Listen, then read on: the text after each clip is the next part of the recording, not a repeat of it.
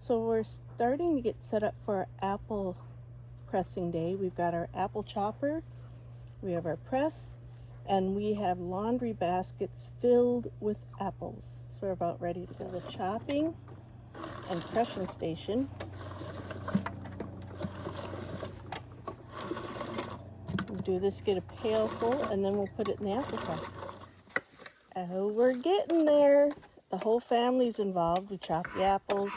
Almost got a full bucket for the press. Now we're filling the apple press with our chopped apples.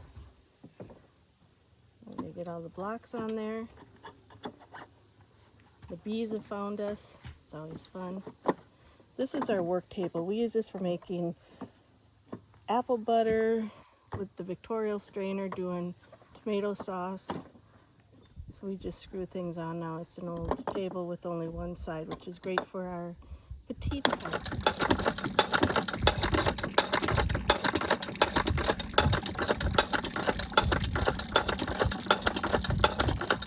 So we pull apart all the blocks and we'll have one big chunk of pressed apples. It looks delicious. The deer will love that. The bees have found us. That's the tricky part. I think I have to take this all off the top is the easiest way to not make a mess.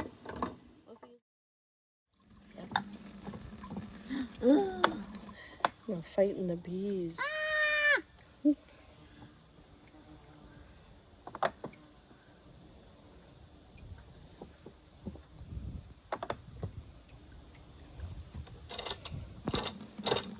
Now that is fresh apple cider. Can you give it a taste? Oh no, that's good. Oh my gosh, that's really good. Scott, you want to taste? That's really, really good. That's good.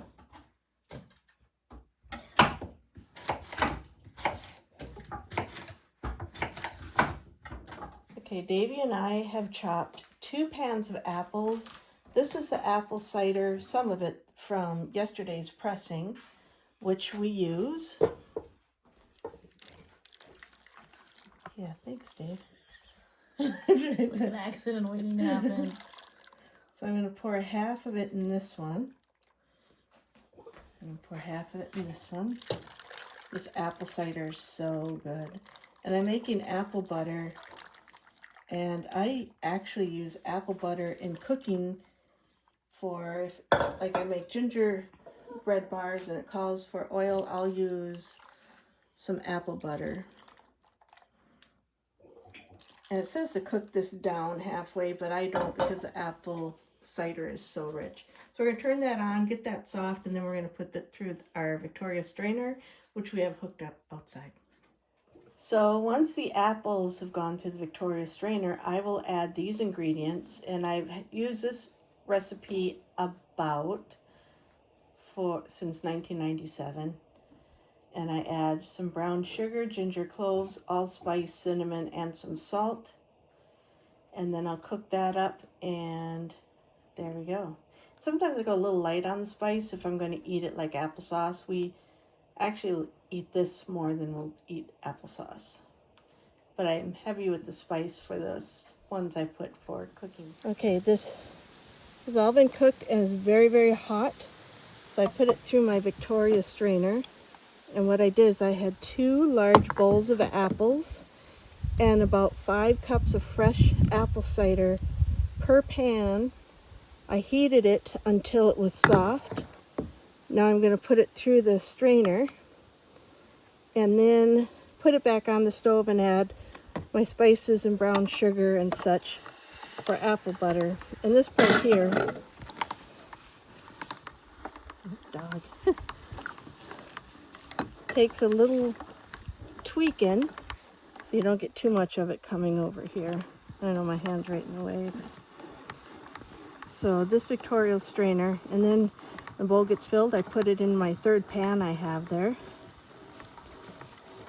And the first stuff that comes out is always the thickest. And then out of this part comes the peelings and such, and I often will put that through too because I'm quite tasting. I want to get every juice. If I was making applesauce, I'd can this just as is.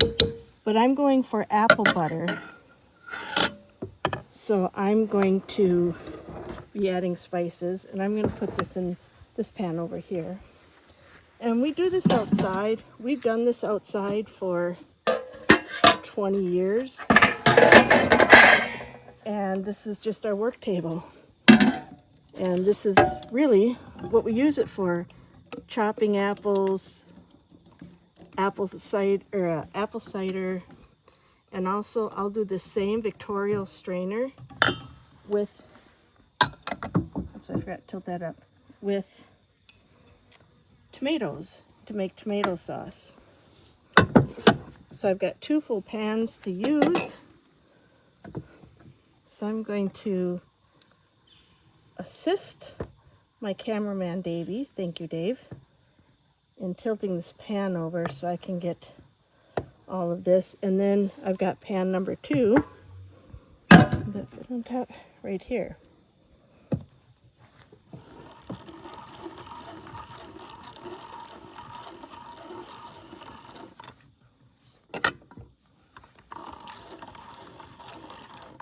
I might scrape this off because then I won't be able to get this out without getting this all on the table.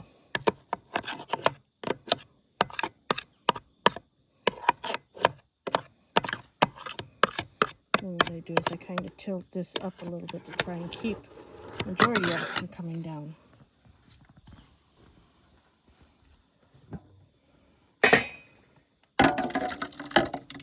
Oh, spatula. Thank you. I feel like a surgeon. Spatula! Tongs! Cotton! What are they? Sutures! What are some of the phrases, Dave? You're the one who watches all of the... Yeah. Scalpel. Scalpel! Stat. Stat. That's not the right... Oh, there's one bee.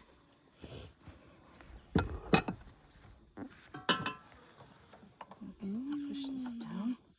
Last year I got so many bees. Oh, there's a couple more that I had to abandon ship a few times. So we'll keep going as fast as we can.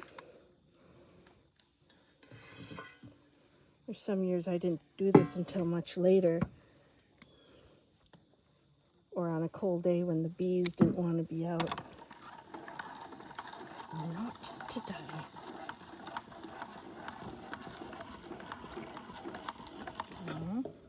So this here is all the waste from the 2 big pans, and I'll normally put this through again, but I may not do that simply because we have bees. Oops. And the other thing I do, I take this off because there's still a lot on here. So I get every bit I can. And I got this in the way there, don't I?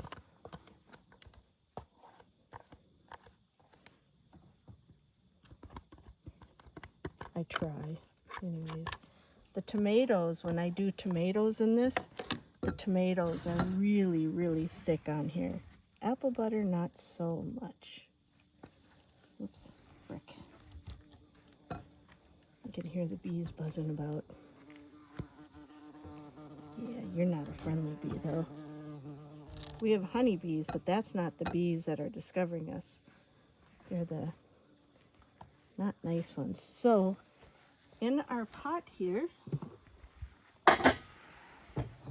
this was our 2 pans worth in here. And now I'm going to take this inside. We'll clean up our mess. It's such a nice day to be out here doing this too. And this made a lot. And I only lost about a 1/4 cup, which is typical from my leek right there. And I'm not going to put that in. So now we'll carry this in and put in our spices. An afterthought, I thought maybe you guys would like to see how this gets put together. The Victorial strainer,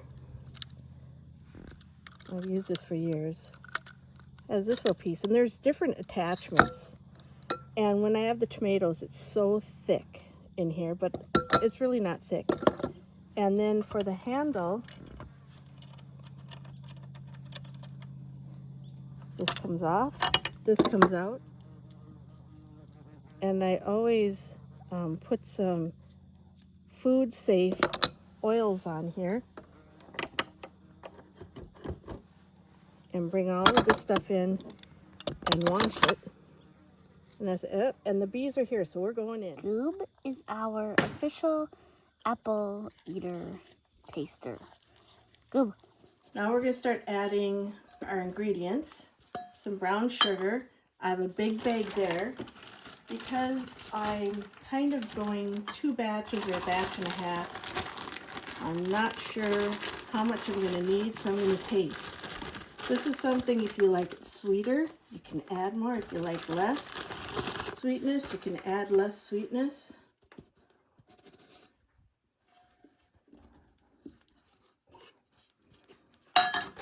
Let's see.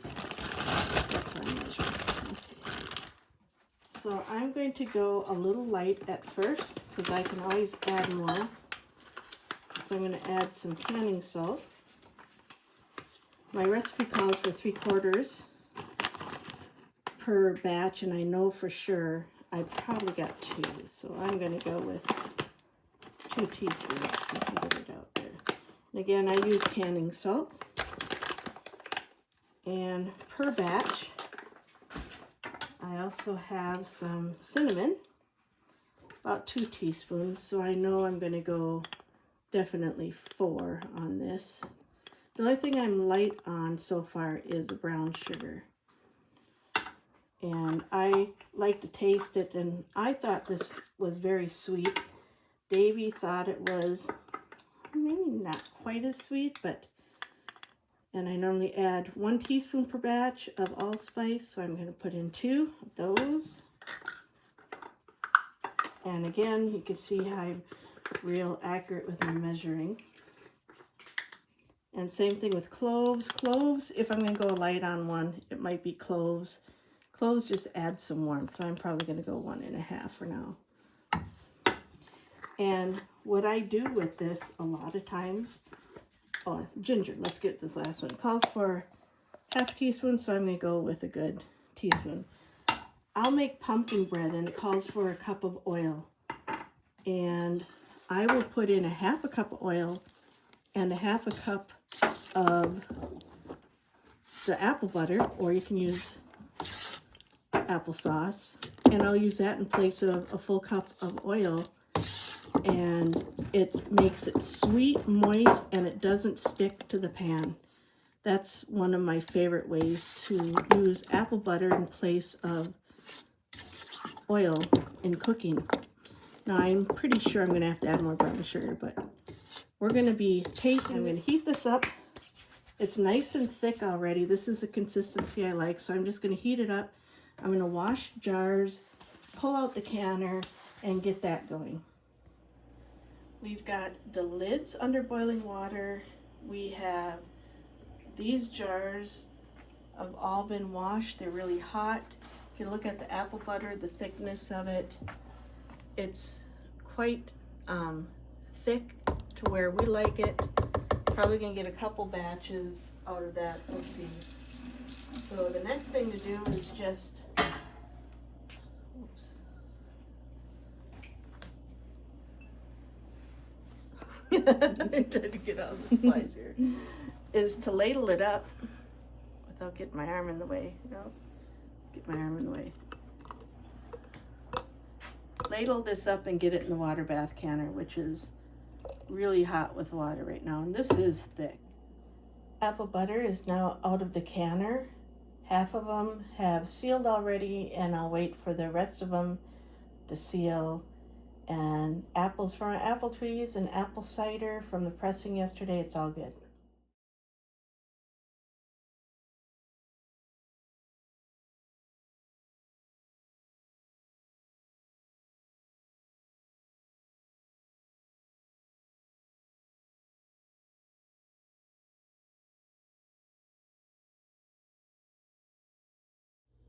We're making breakfast burritos. We have eggs, some refried beans, some hash browns, some sausage, some cheese, and then we put them in the freezer and take them out the night before and heat it up.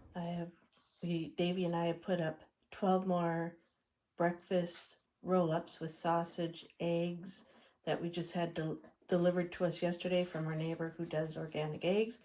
She delivers them every week with cheese and some meat we bought from a great meat place, and some refried beans for extra protein and some cheese for fun.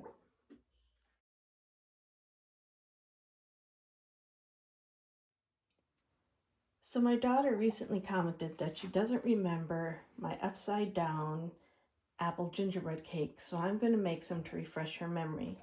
This is my recipe. It's from the 1980s. It's been morphed many times, and that's the recipe. So basically I use a little bit of homemade apple butter. This is my chunky apple butter from last year. Steen's corn syrup, a household staple. It's a little less than a cup, so I'll add in some molasses. Again, it's never the same. Salt. My spices are cinnamon, ginger, cloves, baking soda. I'll add 2 to maybe 3 apples. I've got butter, an egg, flour, and brown sugar. Slice up the apples. I'm going to put the brown sugar and butter in the bottom of the pan. I'm going to mix up the cake mix, pour it over, and bake it. And this is something that I designed. I've not found another recipe like it. And I used to make it for my uncle and all of his hunting friends in 1983. So I'm really not used to having a camera on me when I'm in the kitchen. And I don't know how I feel about that. And already I've changed this recipe. I used to do a cup of brown sugar at the bottom and already changed that to 3/4 cup. Okay, and I'm going to drizzle about 2 tablespoons of butter on top of the apples.